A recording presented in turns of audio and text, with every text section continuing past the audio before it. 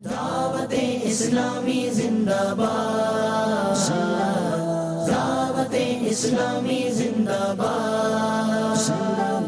افریقی ملک کینیا کے شہر ممباسا کے میمن ولا ہال میں عاشقان رسول کی دینی تحریک دعوت اسلامی کے تحت سنت برے اجتماع کا انعقاد کیا گیا، جس میں بزنس کمیونٹی اور مختلف شعبۂ زندگی سے وابستہ عاشقان رسول کی شرکت ہوئی، جبکہ رکن شورا حاجی محمد امین اتاری مدنی قافلہ، جامعۃ المدینہ اور مدرسۃ المدینہ کے اساتذہ کرام و طلبہ کرام سمیت ذمہ داران دعوت اسلامی اور مبلغین دعوت اسلامی بھی موجود تھے۔ سنت برے اجتماع کا آغاز تلاوت قرآن پاک و نعت رسول مقبول سے ہوا اور اس کے بعد رکن شورا مولانا حاجی عبدالحبیب اتاری نے کلام پڑھا۔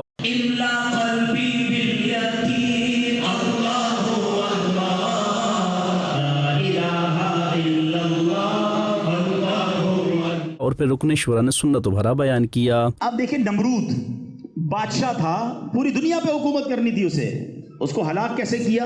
مچھر کے ذریعے۔ کوئی بڑا پہلوان بھی بھیجا جا سکتا تھا نا، کوئی بڑا سپہ سالار بھیجا جا سکتا تھا، لیکن اس کو تباہ کیسے کیا گیا؟ مچھر کے ذریعے۔